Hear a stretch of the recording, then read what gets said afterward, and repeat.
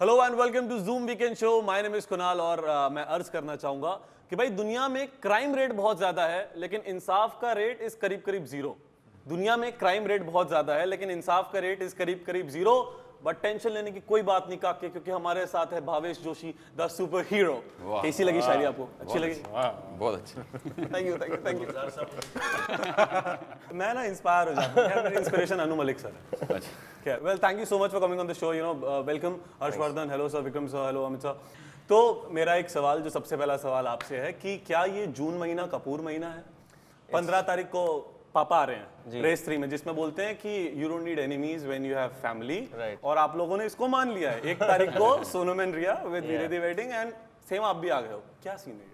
No, we were actually supposed to release the film. Actually, yeah, so June has become the Kapoor family. It has. We were, but so is July, then so is August, and so is September. Actually, if you think about it, July is Janvi's film. Okay. 13th was supposed to be Faneh Khan, which Amit has also done the music for. August is Arjun's film. So because there are quite a few of us working now, that overlap will be there somewhere or the other. There are only 52 weeks in a year, there are so many films. But we were supposed to release on 25th, and for a lot of reasons we couldn't. And then our producers and distributors who make the call decided that June 1st was the best. But now that it's done, I think it's in the best interest of our film.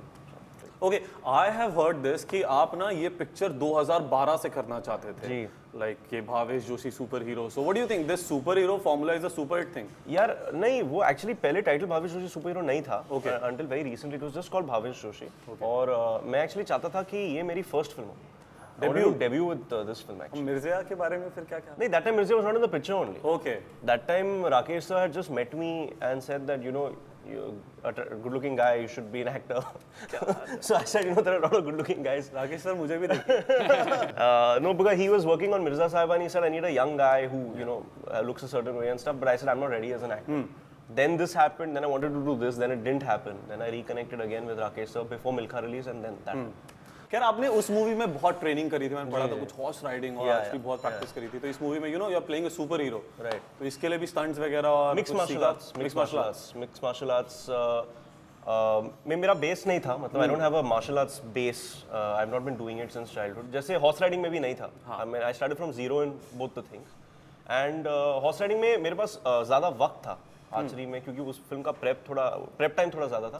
तो I became in horse riding and archery, I became an expert. मतलब even now if I have to do it in a week, I can be back to that level. Bro, Martial arts is a little tougher. I think it takes more time. It's something that you have to do for many, many years. So hopefully I get to do more action films and slowly I'll build up to it. But there's a base now that I've got at least a 20% base. तो मेहनत बहुत की और it feels very real in the film because it's also about a guy he's not born like a super fighter or anything. वो भी picture में सीखता है, लड़ना सीखता है। हाँ, वो डायलॉग भी है ना, सुपर हीरो पैदा नहीं होते, हीरो पैदा नहीं होता, बनता है। अच्छा, बनता है।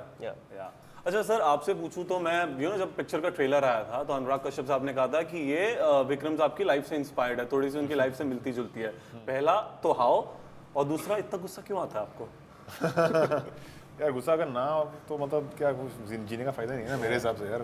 अगर if you look around and if you are not affected by things around you then and if you don't get angry then what's the point. तो ऐसी किस चीज ने आपको अफेक्ट कर दिया था, जैसे कहा कि मिलती नहीं, बहुत चीज़ें। मेरा तो प्रॉब्लम हुआ था 2010 में, मैं अपना पासपोर्ट रिन्यू करने गया था, तो मतलब इतना घुमाया मुझे कि मतलब इतना गुस्सा आया मेरे को कि मैंने जाके पिक्चर लिख दिया। आप असली भावेश जोशी? मैं हूँ असली, एक्चुअली हाँ सच्ची में। अगर मैं एक्टिंग करता तो मैं सबको बोला हैट असली भावेश जोशी भाई। हाँ वही। तो एक छोटा सा इंसिडेंट था, बट उस वक्त मतलब था, उस वक्त माहौल ही था कि मतलब अपनी जो पहले गवर्नमेंट थी इसके पहले इतने सारे स्कैम्स चल रहे थे, इतना सारा गुस्सा था, पूरा माहौल ही था कि यार ये क्या हो रहा है, कुछ तो करना चाहिए हम लोगों को देश में। तो बाकी लोग जाके नारे करते हैं, मैंने बोला मैं पिक्चर लिखता हूँ। तो ऐसे बन के मैंने पिक्चर लिख दी। और कहीं ना कहीं एक वो चीज़ थी और दूसरी चीज़ थी कि यार मुझे एक सुपर हीरो फिल्म से बहुत अच्छे लगते हैं। कहीं ना कहीं एक एक्सक्यूज़ बना था मुझे, एक कुछ मास्क पहना के कुछ कूल ऐसा पिक्चर करने के लिए। 70s 80s 90s हर दौर में पिक्चर्स आई हैं, जैसे 70s में आई थी जंजीर, दीवार, त्रिशूल, 80s में अर्जुन आई, 90s में आई घातक, बच्चन साहब शहंशाह में। सो ये सब भी मतलब रिवोल्ट करते थे, सोसाइटी में कुछ गलत होता था। सनी देओल साहब इज लाइक आवाज दिया 2.5 किलो का हाथ, खेल खत्म। बच्चन साहब इज लाइक दिस। आपकी भी मूवी थोड़े उस जॉनर की है कि रिवोल्ट कर रहे हैं, बट ये डिफरेंट कैसे है? ये डिफरेंट क्योंकि तब उन पिक्चरों में मतलब वो मास्क नहीं पहनते थे ना। शहंशाह एक ही पिक्चर थी जहाँ पे किसी ने अपना एक ऑल्टर ईगो बना दिया कि अपना मतलब चेहरा छुपा के कहीं जा रहे हैं, क्योंकि अगर दिख जाएंगे तो प्रॉब्लम हो जाएगी। That's the difference between them. End of the day हाँ एक है कि एक एंग्री यंग मैन के बारे में ये है कि वो जाके कुछ करेगा, सिस्टम को बदलेगा, कुछ तो करेगा। कहीं जस्टिस मिलता नहीं है तो खुद करना पड़ता है कभी कभी, उसको बोलते हैं vigilante justice. And the film is about that. But यही है कि फ़र्क है कि ये मास्क पहनता है और करता है, मास्क पहनता है, बाइक पे भागता है। Also, those films are a little in the larger-than-life Hindi film format. I think this is more in a realistic zone.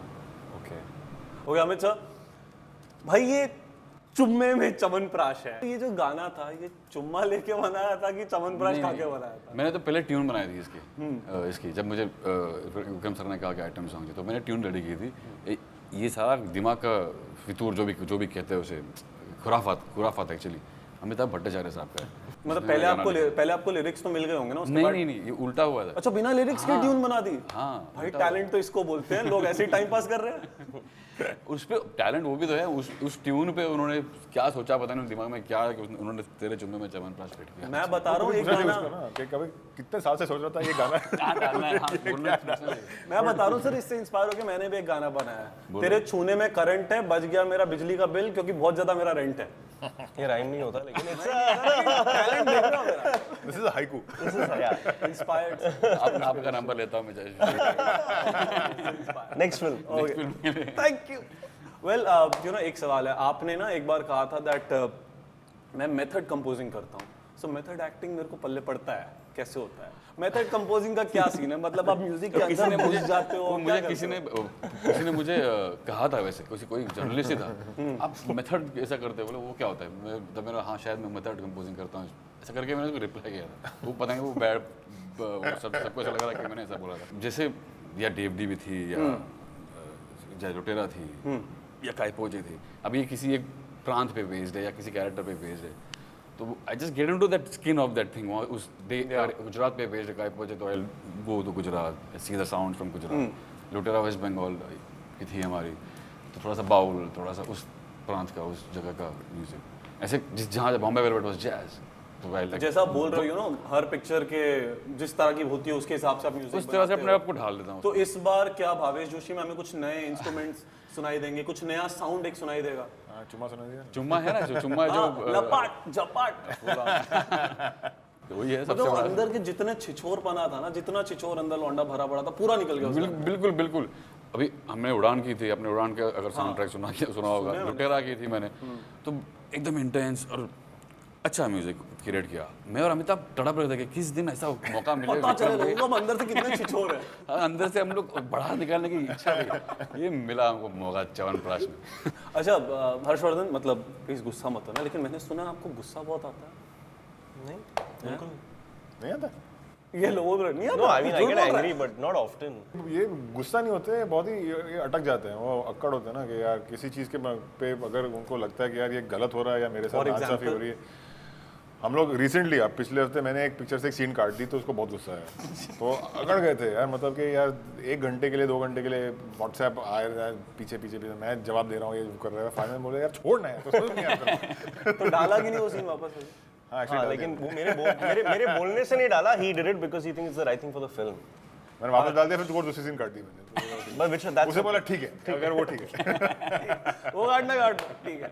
अच्छा विक्रम सर, पता है अगर आपको ऐसा डिटेल में स्टडी किया जाए ना, तो लगता है आपको लोगों को फंसाने में बड़ा मजा आता है। ना देवडी में बंदा दारू के नशे में फंसा हुआ है, फिर अभी क्या बोलते हैं कौन सी पिक्चर, ट्रैप्ड में बंदा ही फंसा हुआ है घर में, उड़ान में वो अपने पापा के चुंगल में फंसा हुआ है, तो यहाँ पे बंदा कहाँ फंसा हुआ है भावेश जोशी, और कौन से बंधन तोड़ने की कोशिश कर रहा है वो? ये तो अपने खुद के बंधन तोड़ने की कोशिश करना कि यार मैं कुछ करूं, मैं बनूं हीरो बनने के। तो यहाँ पे ये कहीं नहीं फंसा हुआ है, ये समाज के बंधनों में नहीं फंसा हुआ है। हाँ नहीं, सब किसमें फंसा तू? internal conflict. हाँ. इंटरनल कॉन्फ्लिक्ट, हाँ कुछ ऐसे ही। अमित, आपने ना आपने बॉलीवुड में अपना एक इंडस्ट्री में एक नाम बनाया that Amit Trivedi is like boss, मतलब कुछ हटके ही होगा, सब्जेक्ट वाली पिक्चर, सबसे हटके गाने, बहुत सारे म्यूजिक कंपोजर्स एक साथ आके नहीं काम करते हैं। तो इसका कभी कभी प्रेशर आता है अपने ऊपर कि बाबा अगर काम खराब हुआ तो दूसरी जगह काम करना पड़ जाएगा। मतलब गाने दूसरे भी बहुत अच्छे हैं, जैसे मुबारका के बहुत अच्छे गाने हैं, जुड़वा 2 के बहुत अच्छे गाने, लेकिन आपका जॉनर थोड़ा अलग है ना, आपके गाने हटके होते हैं। तो मतलब ऐसा कभी प्रेशर आता है कि? प्रेशर ऐसा कोई प्रेशर नहीं है, बिकॉज मेरा काम करने का तरीका ऐसा है कि मैं रिएक्ट करता हूँ स्क्रिप्ट और डायरेक्टर के विजन पे, और मैं फिर ऐसे ही उन्हीं को फॉलो करता हूँ। मैं फिर बाहर जाके हिट होगा, ब्लॉकबस्टर होगा, वो सब चीज़ ज़्यादा सोचता नहीं उसके बारे में, जो कि बहुत लोग हैं, 80% लोग वही सोचते हैं। तो मुझे वो उस चीज़ का अभी समझ में आ रहा है कि अच्छा वो एक प्रेशर है कि बाहर भी हिट होना ज़रूरी है। बट मेरे हिसाब से because I am serving to a cinema, तो मेरे जहाँ तक पहला मेरा यही अटेम्प्ट रहता है कि मैं जो डायरेक्टर ने मुझे बोला है, जो ब्रीफ दी, उस विजन को बखूबी निभाऊं और अच्छी तरह से उसको जस्टिस दूं, और जो स्क्रिप्ट कह रही है, जो कहानी कह रही है, उसमें अच्छी तरह से घुस के सिनेमा को जस्टिस दूं। और वो करने की कोशिश मेरे डीवीडी से लेके आज तक वही रही और आगे भी वही रहेगी। अब उस दौरान अगर कोई गाना हिट हो जाता है तो दैट्स अ गुड थिंग, पर अदरवाइज मेरे कोई प्रेशर नहीं रहता कि मेरे को कि अगर मैंने कोई हिट गाने नहीं दिए, ब्लॉकबस्टर नहीं दिया, तो मैं कल मुझे निकाल दिया जाएगा या मैं हिस्ट्री बन जाऊंगा। Okay, so Amit, I have one more question for you. You know, Anurag Kashyap साहब is one of the producers of this movie and also वही है वो शख्स जिन्होंने बॉलीवुड में अमित त्रिवेदी को इंट्रोड्यूस कराया, हमें बताया कि भाई एक बहुत टैलेंटेड बंदा है। So how does it feel to work with Mr. Anurag Kashyap? You know, home ground लगता है जब साथ में विक्रम सर भी आ जाए। Same with Anurag sir, with Vikram sir, it's like home ground. I feel at home.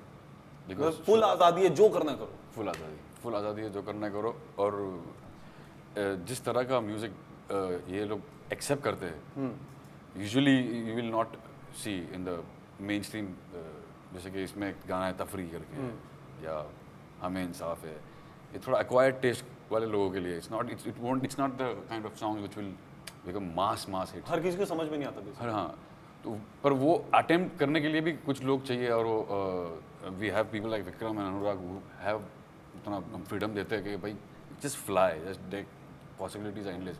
Formula driven नहीं है कि एक इसी जगह पे अटक के काम करो, because creativity has no boundaries, it can fly anywhere.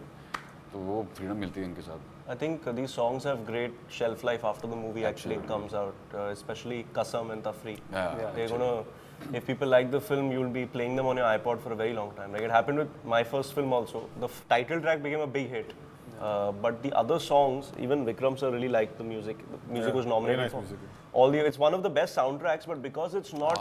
Mirzia, Mirzia, fantastic because it's not commercial in the true sense, like a Havan Kund or that's Zinda. that's what. It doesn't become overnight, but Hichki, Teen Gawah, Ek Nadi, like in this film you have Tafri and Kasam, these are actually songs that you'll listen to for many years. You know? So I like to also be part of movies that have music like that, and also for me films are like, you know, hit flop is a very small thing. Yeah, मतलब it's very important, but साल में 10-12 film पैसे बनाते हैं actually if you go to see, maybe 15 if you're lucky in a good year. That's good year.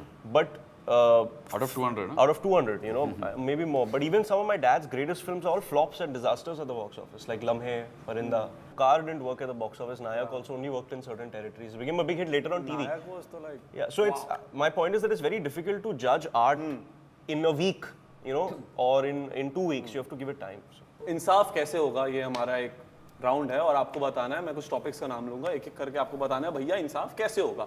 सबसे पहले गंदी सड़कें, इंसाफ कैसे होगा सरकार, बताओ। No, I think जो भी governing bodies have to take responsibility, and I think we as citizens have to take the responsibility, yeah, because अगर हम litter नहीं करेंगे तो where will the trash come from? You know, the thing is we always like to blame other people, but eventually that's what the film is also about. The film is also about that, you know, you have to change the way that you live your life. और अगर आप वो करेंगे तो then you will set an example for other people, and then hopefully they will also change the way that they live their life. Okay, her 2-2 minute में speed breaker, तो गाड़ी की स्पीड खराब हो जाती है सर, इसका क्या इंसाफ होगा? इसका इंसाफ ये होगा कि लोगों को स्पीड ब्रेकर इसलिए लगाते हैं क्योंकि वो जो क्रॉसिंग्स हैं जहाँ पे लोग चलते हैं, तो उनका रीजनिंग भी है कि चलो लोग चल रहे हैं तो वहाँ पे कर दो। पेडेस्ट्रियन सिग्नल लगा दो, लोगों को सिखाओ कि पेडेस्ट्रियन क्या होता है। Pedestrian has the first right of the road, ये किसी को पता नहीं है। हम लोग गाड़ी वाले में चलते हैं, हम लोग देखते हैं कि रास्ते अपनी होती है, नहीं। Pedestrian has the first right of the road. You have to let them cross properly. You have to give them proper signals. You have to give them proper pavements. तब जाके गाड़ी चलाओ उसके ऊपर। हम लोग का उल्टा है, तो सिखाओ, educate करो सबको। But it's also the people, yeah. I mean, you गाड़ी चला रहे हो आप रास्ते पे, and there's an empty footpath, but nobody's walking there. They choose to walk on the road. Because the empty footpaths have got holes in them, which the municipality. नहीं, some तो also think ना मेरे बाप की road है। Yeah, that's also there. वो तो ना एजुकेशन की बात होती है। Education. एजुकेशन की बात होती है। ओके, अभी जवाब दोगे आप? मैं अभी जो हाँ, अभी जवाब दोगे। लड़कियों के आइटम सॉन्ग, मतलब आपके पिक्चर में तो लड़के का है, बट लड़कियों का आइटम सॉन्ग। हाँ, तो लड़के क्या करो? एक्चुअली यही रीजन की वजह से जब विक्रम सर ने आइटम सॉन्ग कहा ना, we thought of doing a male item song, because मुझे वो word item song with associate with a girl मेरे को पहले से पसंद नहीं है, कभी भी पसंद नहीं था। मुझे थोड़ा सा डिग्रेडिंग डिमीनिंग लगता है और मैं तो उसके सख्त खिलाफ हूँ पहले से ही, इसलिए we chose to do a male item song. Bike पे पीछे वाले का हेलमेट, मतलब ये जो पीछे वाले का हेलमेट है, तो सोचो यार मम्मी साड़ी में बैठी है पीछे हेलमेट लगा, कितना अजीब लगता है। बस जरूरी है, सेफ्टी है भाई, सेफ्टी है, सेफ्टी वो अजीब नहीं लगता थोड़ा, मतलब पीछे मम्मी अजीब साड़ी में लगता है, ऐसे मतलब ऐसे क्या? बैठी है मम्मी पीछे और हेलमेट लगा के। सेफ्टी इंपॉर्टेंट है क्या? सेफ्टी इंपॉर्टेंट है कि लुक इंपॉर्टेंट है? नहीं खैर ये भी इम्पोर्टेंट है, सेफ्टी बहुत ज़्यादा इम्पोर्टेंट। इनफैक्ट इट्स हम लोग का यही लॉ है, यहाँ पे लॉ है कि यार सिर्फ ड्राइवर सीट बेल्ट पहनेगा, पैसेंजर को पहनने की जरूरत नहीं पड़ती हाँ है। बाहर है ये सब सिर्फ law। ड्राइवर मोटरसाइकिल पे सिर्फ ड्राइवर हेलमेट पहनेगा, पीछे वाले को पहनने की जरूरत नहीं पड़ती। ये क्या बात होगी, गिरेगा तो वही ना। Actually, yeah. A lot of cars that you sit in these days, if you don't put it on, it मैं starts आपको beeping and बताऊँ, all. क्या आप जानते हैं कि इस देश में हर साल हर साल नहीं, हर रोज 382 people die every day from some car related accident. Do you know this?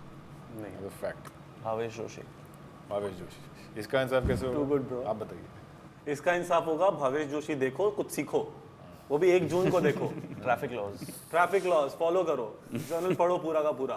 Well thank you so much हमारे साथ जुड़ने के लिए। एंड यू नो 1 तारीख को भावेश जोशी सुपर हीरो आपके नज़दीकी और दूर वाले थिएटर्स में हर जगह अवेलेबल है, तो ज़रूर जाइए देखिए। एंड आई होप कि आप लोगों की पिक्चर सुपर हिट हो, यू नो, एंड आपकी बहन की पिक्चर उतना ही बिजनेस करे, आपके पिक्चर की वजह से उनका काम खराब नहीं होना चाहिए। नहीं, हम लोग की वजह से उनका बढ़ना चाहिए, उनकी वजह से हम लोग का बढ़ना चाहिए, सबका बढ़ना चाहिए, सबका अच्छा भला होना हो। चाहिए, सबका अच्छा। Well thank you so much once again हमारे शो में आने के लिए जूम वीकेंड में। एंड आप लोग कहीं मत जाइए क्योंकि उस तरफ आने वाली है साक्षमा विद अ मूवी रिव्यू।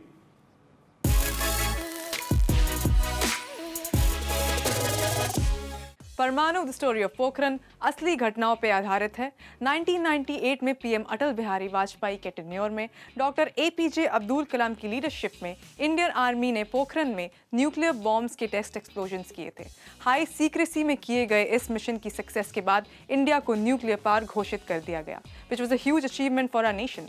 अब जाहिर सी बात है कि प्लॉट इतना स्ट्रॉन्ग है तो मूवी डेफिनेटली इंटरेस्टिंग होगी। परमाणु में जॉन अब्राहम का character Ashwat, who is a very charismatic and driven man, इस डेयरिंग एक्सपेरिमेंट की रिस्पॉन्सिबिलिटी लेता है with the support of the senior secretary to the PM played by Boman Irani.